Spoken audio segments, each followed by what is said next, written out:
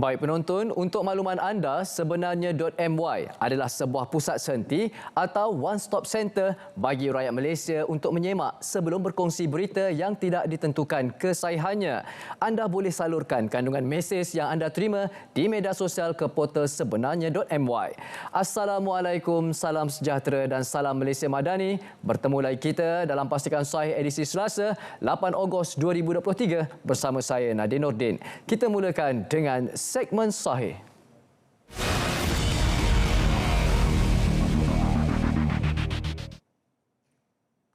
Adakah anda pernah menerima kandungan email seperti ini berkaitan phishing melalui email saman trafik?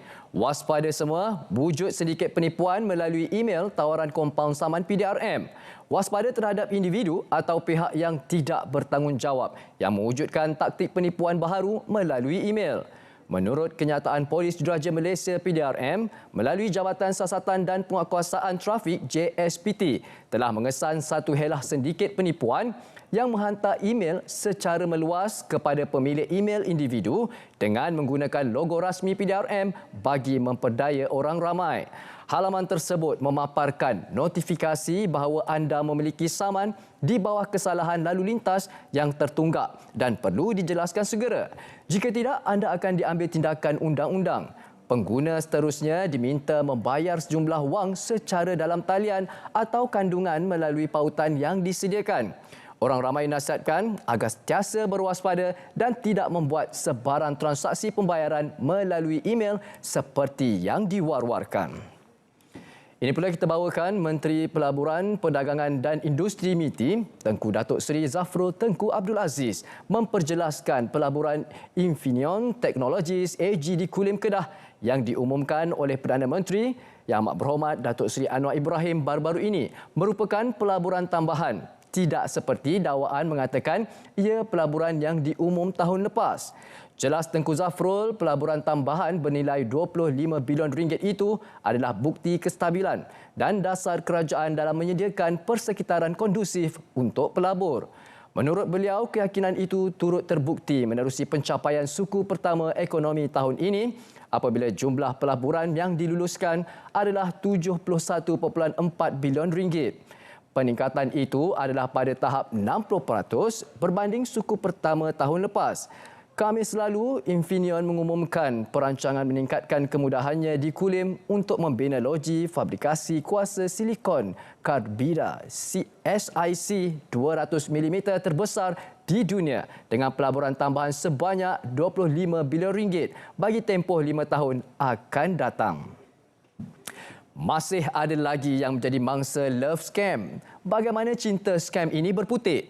Begini kisahnya. Mangsa berkenalan dengan kenalan luar negara di media sosial. Kemudian, mangsa dijanjikan barangan mewah, harta pusaka atau perkahwinan. Menarik bukan? Jangan terpedaya. Suspek akan meminjam wang mangsa bagi tujuan perniagaan, katanya bayaran kastam atau imigresen dan lain-lain. Kerana cinta dan percaya, mangsa mengikut permintaan suspek. Namun ternyata itu bohongan cuma. Jadi kepada anda di luar sana yang masih bujang dan kesunyian seperti saya, jangan mudah percaya pada individu yang tidak dikenali. Sedangkan orang yang berada di depan mata boleh menipu dan kecewakan kita. Ini kan pula orang yang kita kenal secara dalam talian. Ingat, kita perlu lebih bijak daripada skema. Dan kini kita ikuti kenyataan media pengarah Jabatan Siasatan Jenayah Komersil berkenaan waspada skim penipuan pelaburan yang dibuat melalui promosi di beberapa saluran aplikasi Telegram dengan menawarkan pakej-pakej pelaburan dari serendah RM15,000 hingga RM610,000 seawal 3 jam selepas pelaburan dibuat. Semakan mendapati, pelaburan ini menggunakan logo syarikat Phillip Capital iaitu syarikat kewangan terkemuka di beberapa buah negara di seluruh dunia. Dan pihak PDRM percaya penggunaan logo ini bertujuan untuk memperdaya mangsa. Satu laporan polis telah dibuat oleh syarikat Phillip Capital bagi menafikan penglibatan mereka dengan skim pelaburan tersebut. Sebagai langkah pencegahan, pihak PDRM mengingatkan orang ramai untuk sentiasa berwaspada dan tidak terpengaruh dengan skim pelaburan yang menawarkan keuntungan yang terlalu lumayan dalam masa yang singkat. Orang ramai digesa untuk melakukan semakan terlebih dahulu dari sumber rasmi seperti Bank Negara Malaysia sebelum menyertai apa-apa skim pelaburan yang meragukan. Kita beralih pula kenyataan media Ketua Polis Daerah Seberang Perai Tengah Pulau Pinang berkaitan video tular pergaduhan sekumpulan individu mengamuk di hadapan premis dalam daerah Seberang Perai Tengah. Siasatan mendapati kejadian berlaku pada 7 Ogos 2023. Seorang pengadu warga tempatan berada di restoran tersebut telah didatangi suspek iaitu warga tempatan bersama beberapa individu lain dan telah membuat rakaman melalui telefon bimbit dan memaksa pengadu mengaku telah berhutang sejumlah wang dengan suspek.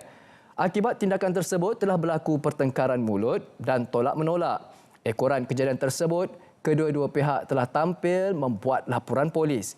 Kes disiasat di bawah Seksyen 352 Kanun Keseksaan dan Seksyen 233 Akta Komunikasi dan Multimedia Malaysia 1998. Kenyataan media seterusnya daripada Ketua Polis Kuala Lumpur berkenaan kejadian polis melepaskan tembakan yang berlaku pada 7 Ogos 2023 di mana kejadian kejar-mengejar antara pihak polis dengan sebuah kenderaan dari pintasan Segambut melalui Taman Pusat Kepong hingga laman rimbunan Jalan Kepong Kuala Lumpur. Hasil siasatan awal mendapati semasa unit rondaan bermotosikal membuat rondaan telah terserempak dengan sebuah kenderaan yang mencurigakan. Suspek bertindak melarikan diri dan melanggar kereta orang awam dan kemudian bertindak mengundurkan kenderaannya dan melanggar anggota URB. Bagi mempertahankan keselamatan diri, kedua-dua anggota URB telah melepaskan tembakan sebanyak 19 tembakan ke arah tayar kenderaan suspek dan menyebabkan kenderaan suspek terbabas di tepi jalan. Identiti kedua-dua suspek telah dikenal pasti dan suspek telah berjaya melarikan diri. Orang ramai yang mempunyai maklumat berkenaan kejadian boleh menyalurkan maklumat dengan menghubungi Bilik Gerakan IP di Sentul di talian 03-4048-2222 atau mana-mana balai polis yang berhampiran. Awas dan perhatian semua, anda boleh didenda atau dipenjara jika terlibat dalam aktiviti seleweng minyak masak bersubsidi. Bagi perseorangan, anda akan didenda tidak lebih RM1 juta dan kesalahan berikutnya tidak lebih RM3 juta atau penjara tidak lebih 3 tahun atau kedua-duanya sekali. Bagi perbadanan atau syarikat pula, anda boleh didenda tidak melebihi RM2 juta dan bagi kesalahan berikutnya tidak lebih RM5 juta. Ingat, keuntungan secara haram hidup anda tidak akan diberkati dunia akhirat. Terlepas di dunia, belum pasti anda terlepas di akhirat. Hentikan spekulasi, hapuskan berita yang tidak pasti. Tak pasti jangan kongsi. Pastikan saya berat seketika kembali selepas ini untuk segmen Semasa. Jangan ke mana-mana.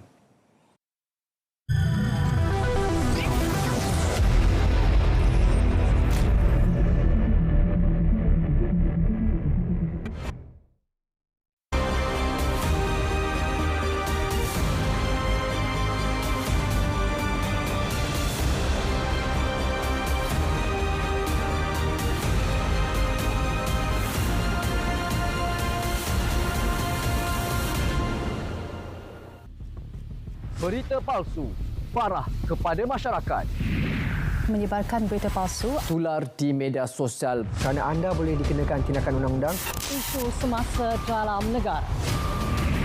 Beroperasi dengan selamat. 20 universiti awam sedia ada. Menangani inflasi. Ini iaitu mengenai cacar monyet. Sebalik pada minggu ini, jika diramal boleh berlaku dalam Maklumat terkini dan tepat.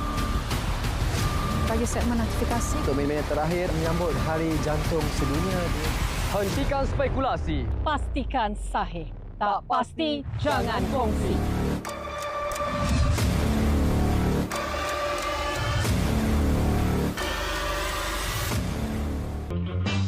Pentas Sitara Bintang Klasik 2023.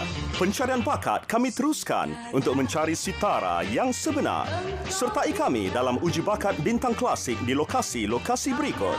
Zon Sarawak, Sabtu 5 Ogos di RTM Miri dan Ahad 6 Ogos di RTM Kuching. Zon Sabah, Sabtu 12 Ogos di RTM Tawau dan Ahad 13 Ogos di RTM Kota Kinabalu. Zon Utara, Sabtu 19 Ogos di RTM Kedah. Zon Timur, Sabtu 26 Ogos di RTM Terengganu. Zon Selatan, Ahad 3 September di RTM Johor dan Zon Tengah, Sabtu 9 September di Auditorium P. Ramlee Angkasa Puri, Kota Media. Syarat-syarat penyertaan berumur 18 hingga 30 tahun, warga negara Malaysia, solo, duet atau berkumpulan. Kategori lagu 50-an hingga 90-an. Layari laman sosial Radio Klasik, menggamit kenangan. Pentas Sitara, Bintang Klasik 2023.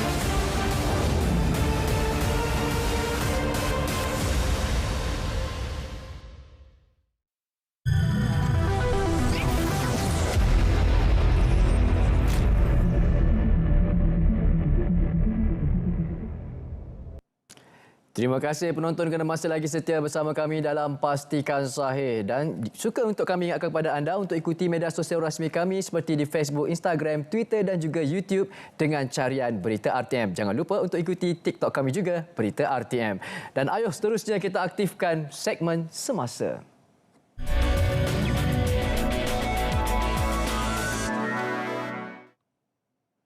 Satu spesies periuk kera dinamakan Nepenthes Sultan Ibrahim sebagai simbolik kepada Sultan Johor, Sultan Ibrahim Sultan Iskandar, sempena kembara mahkota Johor KMJ 2023.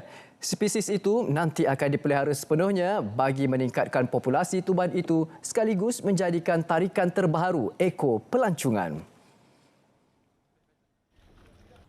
Spesies itu nanti akan dipelihara sepenuhnya bagi meningkatkan populasi tumbuhan itu sekaligus menjadi tarikan terbaru ekor pelancongan.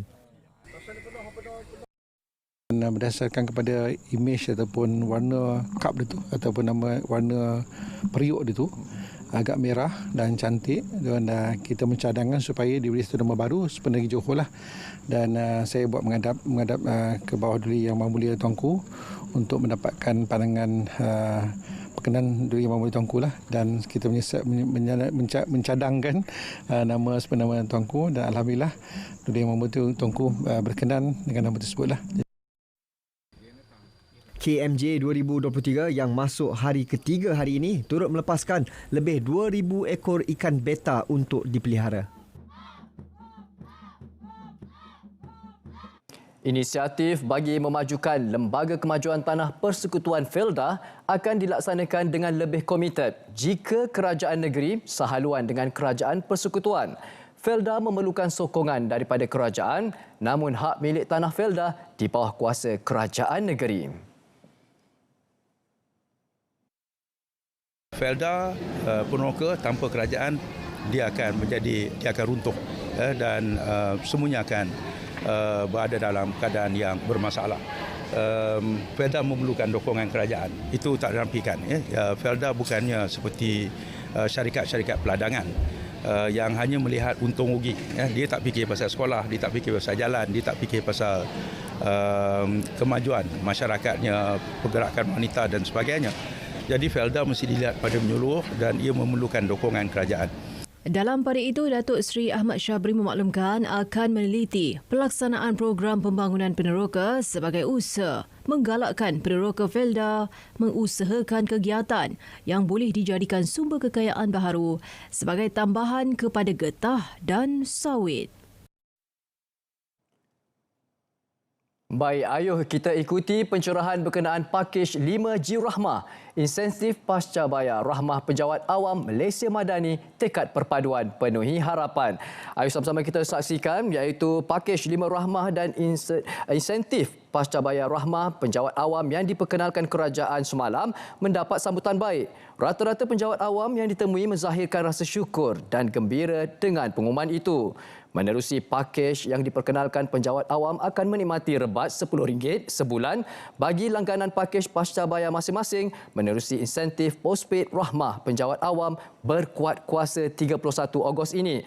Manakala pakej 5G Rahmah ialah pakej telefon pintar 5G pelan data dengan harga telefon pintar jenama Samsung A14 5G dan Honor 90 Lite 5G ditawarkan serendah RM240 berserta pelan data sebanyak 60GB pada harga RM60 sebulan.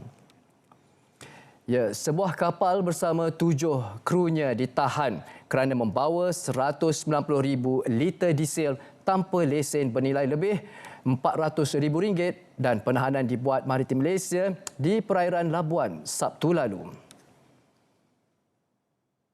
Turut dikesan 15 lagi kesalahan lain bawah Ordinan Perkapalan Saudagar MSO 1952 selain Akta Petroleum 1984 dan Akta Kastam 1967. Dalam di bawah Akta Petroleum 1984 disyaki tiada dokumen atau sijil ataupun lesen PDA iaitu Petroleum Development Act. Tiada resit invoice pembelian bahan bakar dan disyaki cuba menyeludup diesel. Tiada lesen ataupun sijil mengendali dan membawa bahan bakar diesel. Usaha semarak Bulan Kebangsaan terus diperhebat di pelbagai peringkat. Di Sekolah Kebangsaan SK Membedai Labuan, sambutan meriah dengan kibaran jalur gemilang selain pengisian bertemakan Bulan Kebangsaan. Program sebegini penting untuk menyuntik semangat patriotik, bersatu padu dan mewujudkan rasa cintakan negara dalam kalangan pelajar. Menurut guru besarnya Muhammad Al-Ghaffar Muhammad Maidin, program sebegini penting untuk menyuntik semangat patriotik, bersatu padu dan mewujudkan rasa cintakan negara dalam kalangan pelajar. Kami berbangga kerana menjadi anak Malaysia dan hari ini kami dapat menyambut sambutan kemerdekaan di bawah Malaysia Madani dan juga membentuk perpaduan di kalangan guru-guru, murid-murid dan warga setempat di sini. Murid-murid sekolah rendah dalam membentuk perpaduan di hati mereka adalah dengan satu adalah berpakaian etnik mereka sendiri, satu lagi adalah dalam berbahasa. Turut diadakan penyampaian sijil dan plak kepada pelajar yang menjadi johan dalam 2 kategori pertandingan robotik iaitu johan kategori Robo Mission Pro Sekolah Rendah dan johan kategori Robo Mission Junior Sekolah Rendah. Kedua kumpulan itu akan mewakili Labuan ke pertandingan robotik peringkat kebangsaan pada September ini di Johor Bahru. Penduduk orang asli di kawasan terlibat dengan projek pembinaan empangan hidroelektrik, Nenggiri berharap penempatan baharu untuk mereka dapat disiapkan mengikut jadual dan dijangka beroperasi pada 2027. Kita harapkan agar projek hidroenergi agar berjalan lancarlah untuk memberi manfaat kepada penduduk yang terlibatlah seperti Kampung Postohoi dan Puspulat. Jadi kita bersedia untuk berpindah? Jadi dah sejak 10 tahun yang lepas kita sedia berpindah. Kemudahan yang kita harapkan pada pendapatan baru nanti kalau lebih elok, lebih baik daripada Postohoi yang sedia ada kat sini lah, seperti infrastruktur dan sebagai kemudahan asas lah, seperti jalan yang lebih selesa lah, kita nak macam tu lah. Saya harapkan kalau pendapatan baru tu biarlah pihak TNB ataupun pihak kerajaan ataupun sebagai kalau boleh biarlah dilaksanakan dengan cara yang baik, cara yang betul. 160,000 pokok bakau akan ditanam di Taman Negara Tanjung Piai Pontian secara berperingkat dalam masa 5 tahun sehingga 2027. Tujuannya mengekang hakisan yang sering berlaku di kawasan berkenaan. Inisiatif itu dilaksana Lembaga Pelabuhan Johor menerusi program CSR-nya bersama agensi kerajaan dan swasta.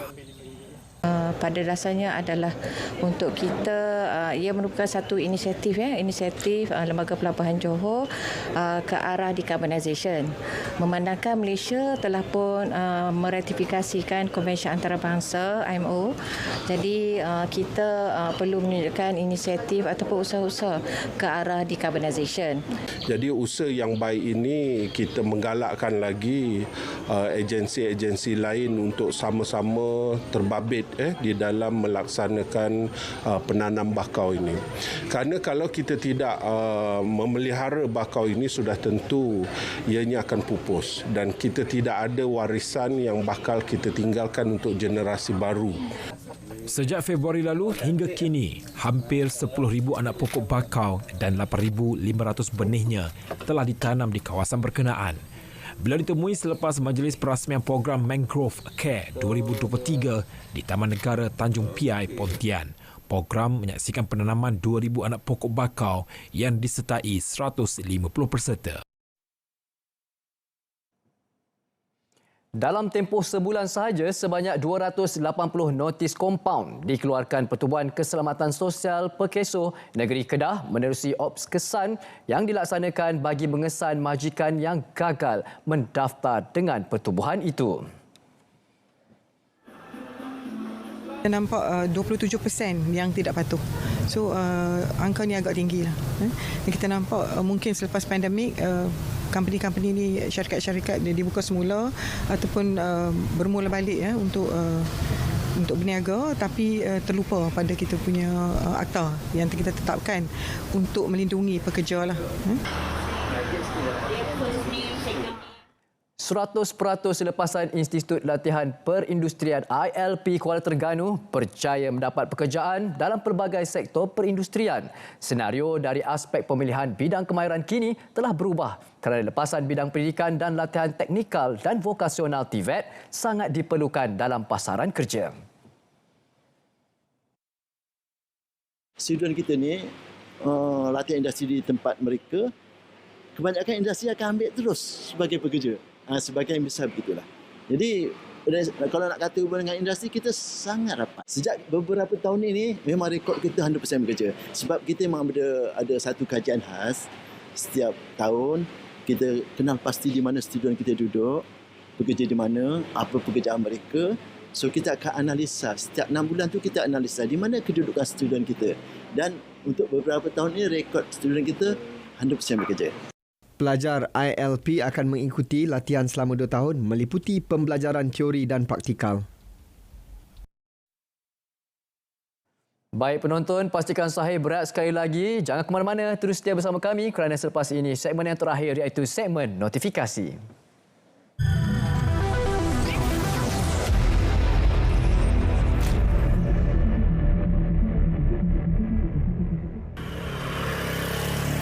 Saya datang KL ni tahun 2020. Tapi saya datang sebatang kara lah. Tak ada family, tak ada apa. Daripada kat kampung, saya memang tak ada kerja. Tapi saya datang KL, niatnya nak ubah hidup. Dapat kerja swasta, adalah gaji banyak sikit. Tapi sebabkan PKP, saya kena cancel kontrak. Jadi saya tak dapat nak teruskan saya punya perjuangan. Tapi sebabkan ni memang saya punya impian nak jadi food rider. Tapi saya tak ada lesen, saya tak ada apa, saya tak ada motor. Ni pun motor abang. Susahlah sebab saya kena catur makanan. PKP memang buat saya buntu sikit lah kadang-kadang. Saya memang tak ada lesen pun daripada awal. Tapi sebab nak buat lesen zaman sekarang pun memang makan masa satu, makan duit satu. Jadi saya tangguhkan dulu sebab memang saya nak kena makan juga kan. Nak catur makanan satu hal, apa tu pakaian lagi. Macam dalam hidup ni saya pegang satu benda. Daripada awal sampai habis saya pegang satu ayat iaitu innama a'malu binniat. Saya mulakan sesuatu perkara semua benda dengan niat. Kalau ada niat dengan baik, insya-Allah Allah tolong saya. Saya still nak perjuangkan, saya nak still nak dapatkan lesen B2 tu. So satu hari tu saya tengok berita. Saya tak tahu memang itu yang ditakdirkan oleh Allah untuk saya berjaya. So saya tengok my lesen B2 ni, saya terus buka Google dan check out lah pasal benda ni. Bagusnya my lesen B2 ni dia dapat bantu golongan muda macam saya daripada kita orang naikkan kadar pengangguran negara. Jadi adanya lesen B2 ni dapat jimatkan orang punya wang supaya buat lesen. Kan memang zaman sekarang memang mahal. So lesen B tu memang sangat baguslah untuk anak-anak muda zaman sekarang kan. Dan pendapatan saya untuk buat e-hailing ni bolehlah. Kadang-kadang cukup makan. Kalau ada lebih rezeki tu still boleh menyimpan. Alhamdulillah cukup makan. Tapi untuk saya inisiatif MyLesen B2 ni kena diteruskan. Dalam masa yang sama saya nak ucapkan terima kasih banyak-banyak dekat kerajaan sebab tubuhkan inisiatif MyLesen B2 ni. Dalam masa yang sama rakyat juga boleh membantu ekonomi negara dan mengukuhkan lagi bersatu padu antara rakyat dan juga menstabilkan ekonomi negara.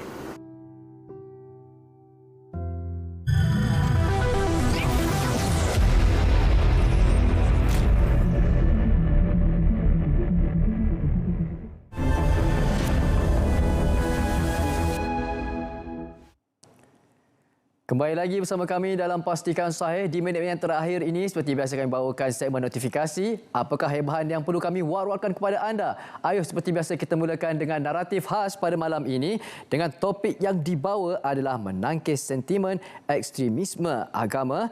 Bersama tamu yang dirai dan juga pengacara kita adalah Syed Munawar Syed Mustar, moderator. Pada malam ini 9 malam, 8 Ogos 2023 Selasa di saluran TV1 dan siaran serentak di saluran berita RTM dan juga RTM Klik. Kita teruskan pula dengan program ini. Bismillah. Dengan apa yang dibawa adalah surah Ar-Rahman ayat 1 hingga 10, 8 Ogos 2023 Selasa 6 petang di saluran TV1. Kita bawakan pula debat. Jangan lepaskan peluang saksikan debat Rafizi dan juga Syahir, iaitu dengan topik yang dibawa adalah model baharu ekonomi Malaysia pada 9 Ogos 2023 Rabu esok 9.30 malam di saluran TV1 siaran serentak di saluran berita RTM juga RTM Klik untuk mudah di mana saja anda berada. Ini adalah permohonan rayuan ke tingkatan 6 bagi adik-adik yang masih lagi ingin masuk ke tingkatan 6. Kementerian Pendidikan Malaysia tahun 2023, autonomi pengetua, tempat rayuan, tempoh rayuan adalah 7 hingga 17 Ogos 2023. Tarikh keputusan rayuan adalah pada 18 Ogos 2023 melalui kolej atau pusat yang dimohon. Ini pula adalah kemaskini maklumat peribadi sebelum 1 Oktober 2023. Ini adalah peringatan daripada pihak tabung haji. Jadi kepada anda semua, kemaskini maklumat peribadi sebelum 1 Oktober 2023. Kerana apa? Pendeposit yang masih tidak mengemaskini maklumat peribadi, transaksi anda akan disekat. Jadi kena kemaskini ya, jangan lupa. Dan ini pula adalah pertandingan fotografi kenangan haji. Pihak tabung haji juga menganjurkan pertandingan fotografi kenangan haji. Hadiah pertama RM1,000. Tempoh pertandingan 2 hingga 31 Ogos 2023. Hentikan spekulasi, hapuskan berita yang tidak pasti. Tak pasti, jangan kongsi. InsyaAllah kita akan berjumpa lagi pada hari esok, hari Rabu, 2.30 petang di saluran TV1 dan juga siaran serentak di saluran berita RTM. Malaysia Madani, tekad perpaduan, penuhi harapan. Assalamualaikum dan salam sejahtera.